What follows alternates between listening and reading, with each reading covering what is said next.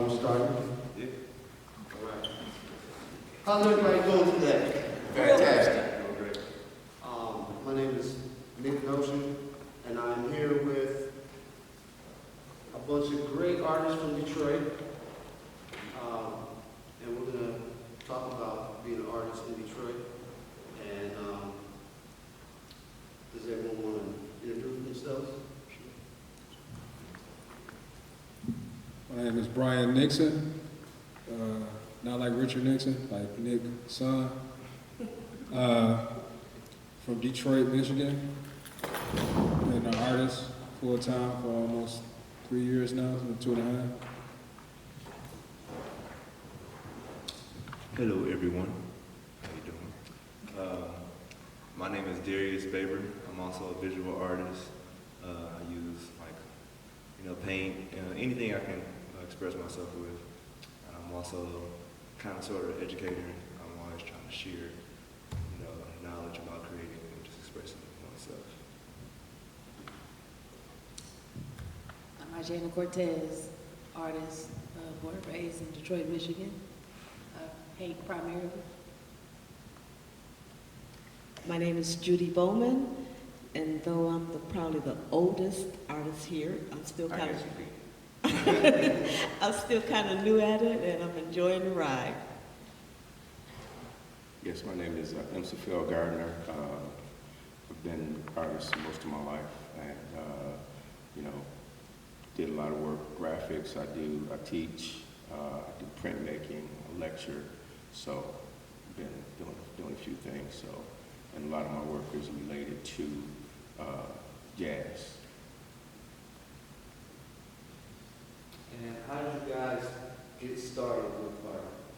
Did anybody want to start that one off? Well, long time ago, I was a little boy, and I just like making stuff and doing stuff, all the time. And I had this best friend who used to draw all the time, and we used to draw together. But he was like cold with it,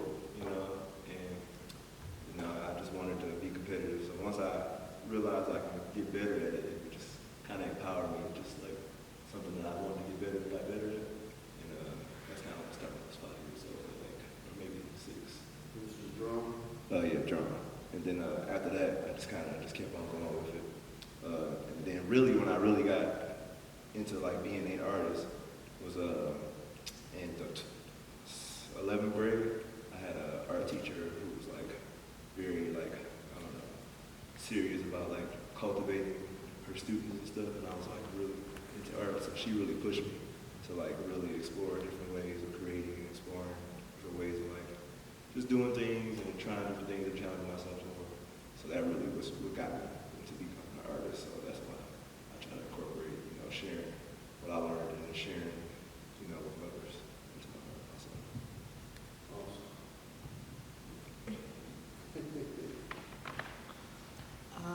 My story is pretty much the same. Saw a student who I wanted to draw like her, and it became kind of like a competition this was when I was in first grade, and I found out that I could draw too. And it grew from there. So when I graduated from high school, I got an opportunity to go down to Spelman. I took my classes at Spelman in the AU Center, and that whole experience just really kind of woke me up to what art could do for me and for my community and my family as a people. So it's always been, I guess it's always kind of been in there, but I stopped for a really long time and then I started back again. But I think for all of us, it's just something we're born with. It's just something inside of us that we do.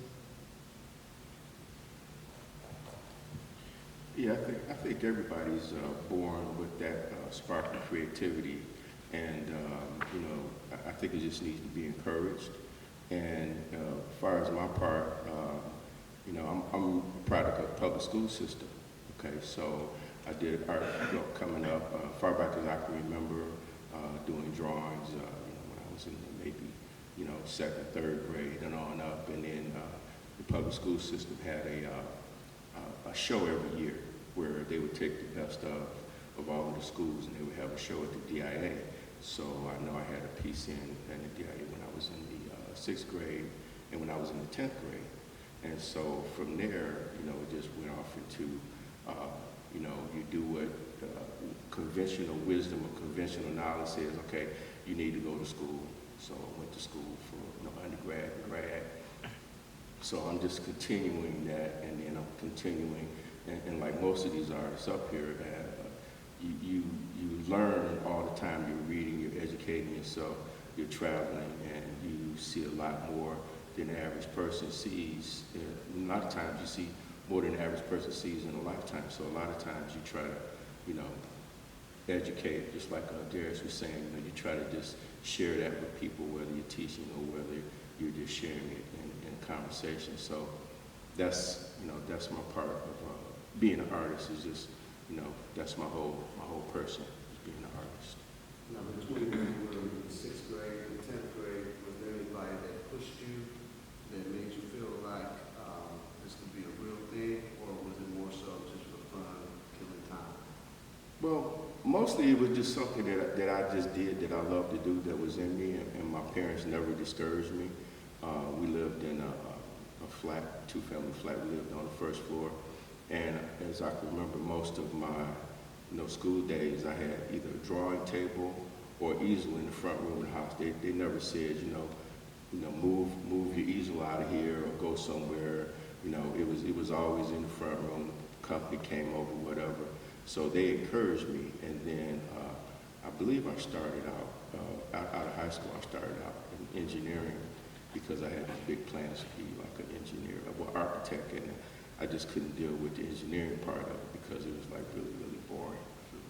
And when I went to school, they had like this, usually, they come out and they have something like in the big student union where they have all of the, whether you're going to go into geology or whatever. So there were these guys that were artists, art instructors from the East Coast, and I was saying, yeah, I could still do that, So I just switched my whole thing over to an art major.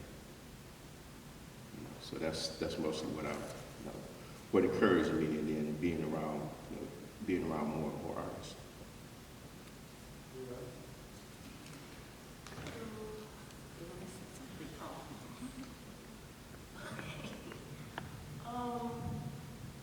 Drawing was something I always knew how to do.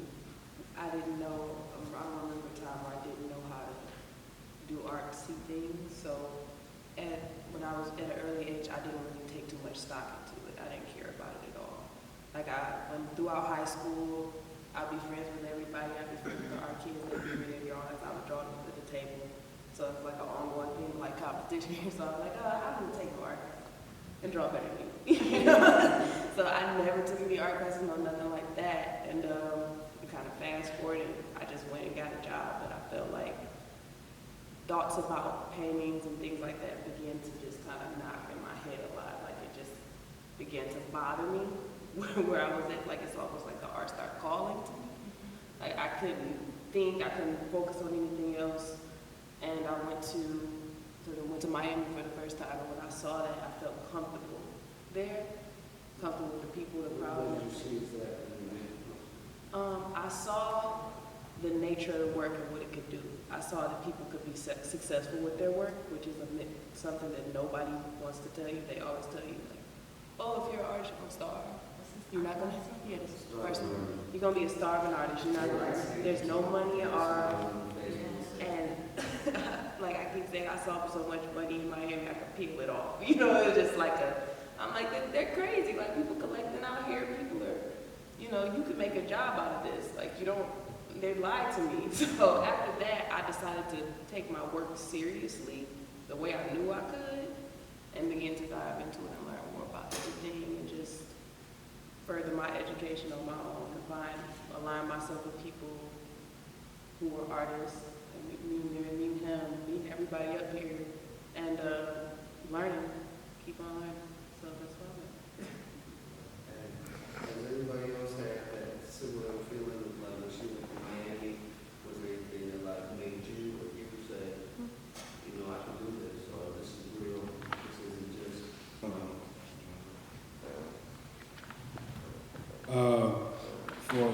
time, just like Ijania said, you know, a lot of people will give you this myth of, you know, artists don't make any money until they're dead. And for a very long time, I believed that, only because I wasn't exposed to other artists and living artists making, you know, however much, you know, they're making, or whatever opportunities they have, or, you know, anything. I wasn't exposed to that until probably about, like 4, 5, or 6 years ago.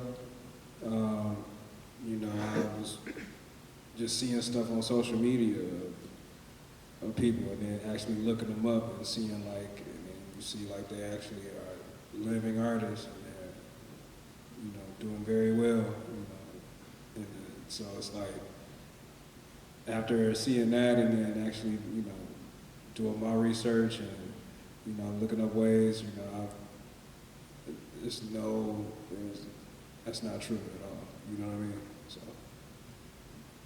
So do you think that they push that narrative so they can get stuff from you for free? And then when you die, they can cash it?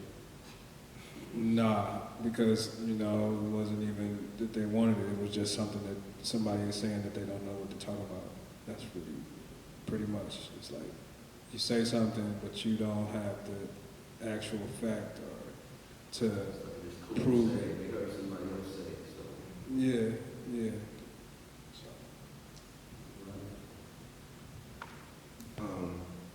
To comment on saying anybody else had a moment like that, I feel like I have through just like practicing art, you know, and then like I said, just meeting other artists and stuff like that, because in the city, like there's so many artists who are practicing art and like giving a very transparent, you know, view. You know, if you get to know like what it is to be practicing art in the city, you know what I mean? Like knowing different artists who are working artists and having families and stuff like that, or just seeing people and, you know, seeing when I did with Miami and stuff like that, and all kind of things. So for me, I feel like it was like when I started taking my artwork really seriously, and I started meeting like different people who just loved art, and then I started meeting collectors and stuff like that. And from that, I, you know, learned more about art, learned more about, you know, artists before me and stuff like that. And I think that's when it really started, you know, I realized there was a career in it for me, because the passion I had just for creating was also the same passion I had for finding out about artists, you know, or finding out about how to be successful as an artist, and just learning about that. It's just as fun as creating. You know, when you talk about the success or taking it seriously, what do you think the line is that with the things that you do when you take it seriously compared to when you don't take it seriously? I think when it's more of a hobby, you're just doing it, you know what I mean? It's just something you do, which is, you know, cool in itself, you know what I mean? Because it's just coming from a genuine place. But I think when I started taking it seriously is when I started just like more so self-reflecting before I created, or like just thinking like, you know, just having the intention of making this something to survive on, you know what I mean? Rather than just doing it just to be doing it. And like really trying to, Like more purposeful? yeah, making it more purposeful. It's like, my art is mostly representation, and a lot of times just depictions of time in my life, or people in my life, or things that I want to remember, or I hold dear. And you know, my art was always been representational, but until I started connecting it to like my life in particular, it's when it became like real, it became something like therapeutic for myself.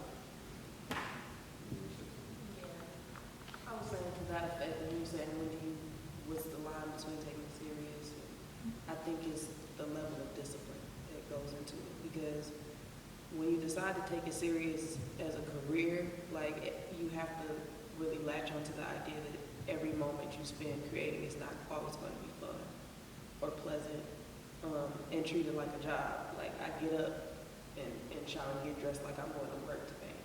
You know, keeping everything clean, keeping your studio clean, keeping your management correctly. So I think that's what goes into it, just the hardcore structure.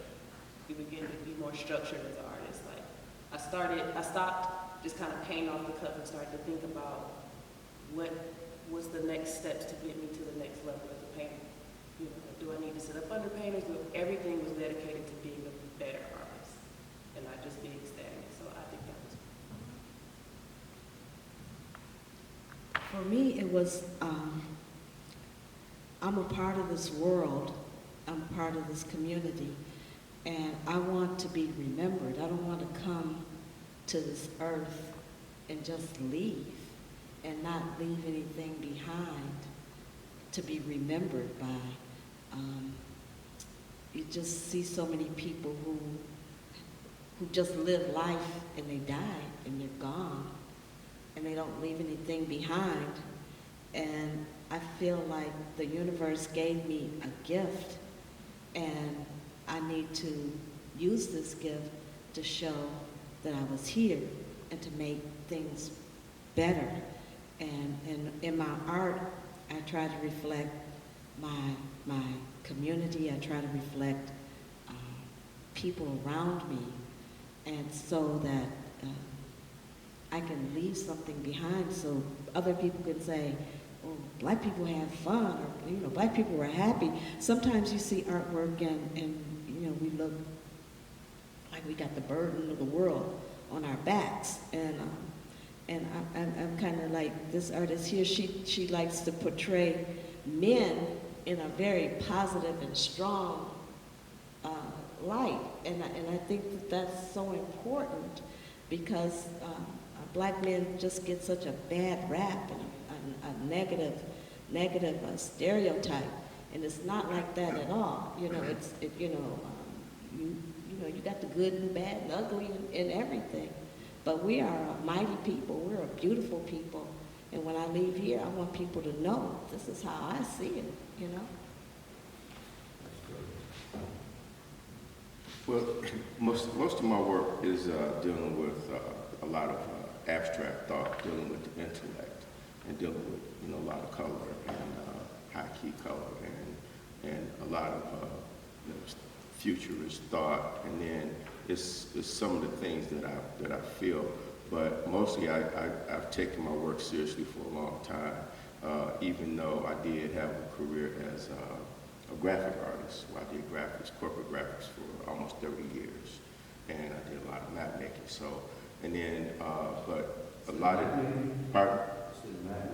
Yeah, map making, cartography. Yeah, cartography. Yeah.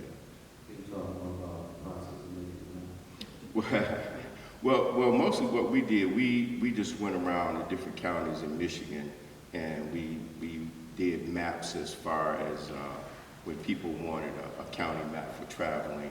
But this was like pre-Google, so Google knocked that job out of the box, or just the internet knocked it all out. But to me, it's just like having that basic understanding, of the foundation of what all of that is, and sometimes I incorporate it into my work, and then, with graphics, part of that is in my work, but I always maintain the studio.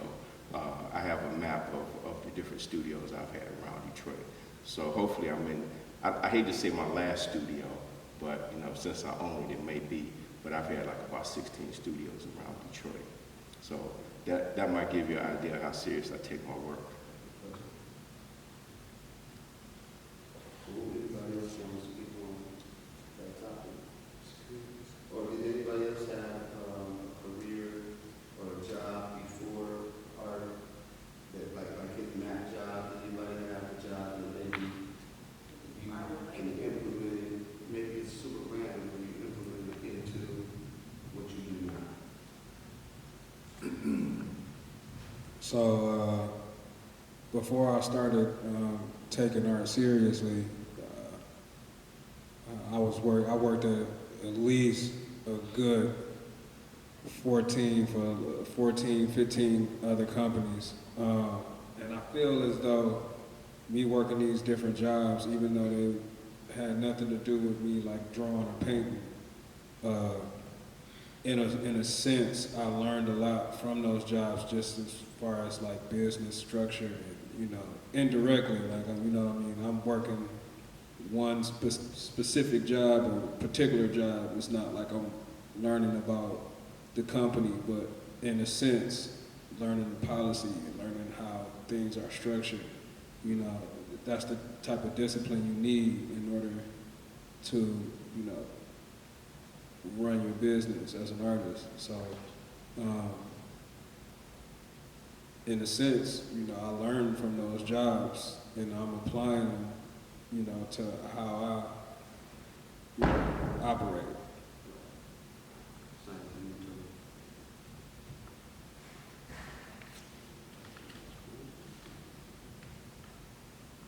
Does anybody have the biggest influence? Maybe it's a person in the family or an artist or a public figure that you feel like is the biggest influence with your art?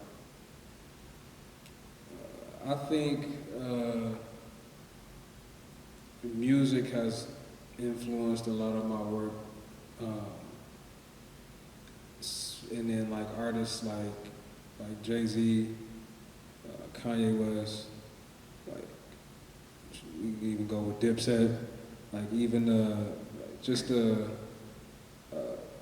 things that they talk about, you know, in their music has an impact on my art. Even artists from here, you know, just the culture itself impacts my work as well. Like anything in particular within the music, or is it the attitude or the aesthetic? I would say the attitude, and then more so about just kind of like having like a light shed, you know, on things that's happening in America, you know, with black people, you know, and just, you know, the community itself too.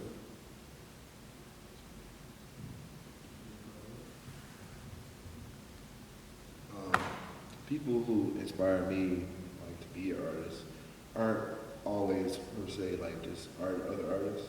It's just people who are like practicing something they love, like diligently, and kind of getting joy out of it, and also being able to make a living from it.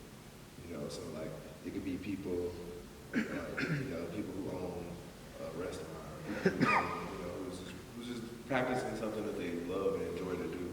And like they just work, this is a part of their life, and it just, you know, they also can make a living off of it, you know, but it takes discipline, even in something that you love to do, rather than, you know, just something that you're assigned to do, you know. So that's really what inspires me to do what I love to do, which is people going for that, the attempt of just reaching out for it, you know what I mean, to be successful at it. It's very inspiring. I would say for me, obviously everyday men inspire me when I look at guys or I look at just people reflecting the culture of Detroit. I just love looking at it. It makes me want to paint. As far as other artists go, like being around other artists, learning from other artists, and that's just my peers around me, you know, just being able to talk, like able to text them and we talk about abilities or we can see what you're working on. That's really all I need, but what they said on the technicality is like, just seeing people excelling in their field, whether that's music or if it's a chef. I like a lot of chef shows, or anybody who's doing something artistic.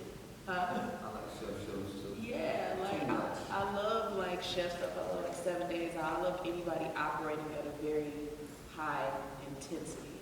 It makes me want to work, whether they're a musician or a DJ or whatever they're doing. If they're doing it at a high level, it's a lot of work and it yields a lot of results. I'm immediately inspired by that. What inspires me are these young artists. Now, I have a safety net. I have a Social Security. I have pensions and all those things. And for you guys to be out here doing your art and making money from it, and doing it fearlessly. I mean, you just go out there and you do it. And as an artist my age, I say, I got to be around these people because they have gumption and they just going to get out there and do it. And the things that you all do. My last art class was like 35, 40 years ago. And what you're doing is it just amazes me. And the level at what you do amazes me. So being around young people, it's just, it gives you an adrenaline rush. When I walked in downstairs and I saw the young vendors and the things that they created, when I was coming out of high school, that wasn't available to me. I didn't see it, I wasn't surrounded by it. But to be in the midst of, to have this school dedicated just to the arts, that's incredible. So that's inspiring for me, and it helps me to know that the art world is going to, it's in good hands, and it's going to keep going, and it's going to flourish. But you guys amaze me. Seriously, you don't realize how much you amaze me. The things that you all do. You're bad, girl.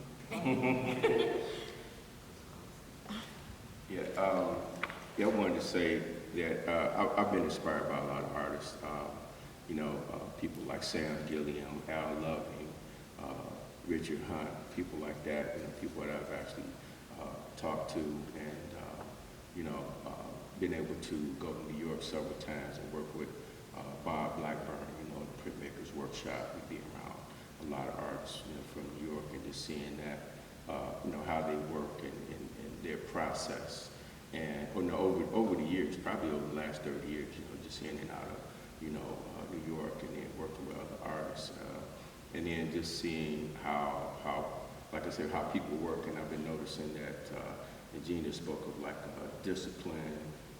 People talk about discipline, and years ago, Samurai came to town, and he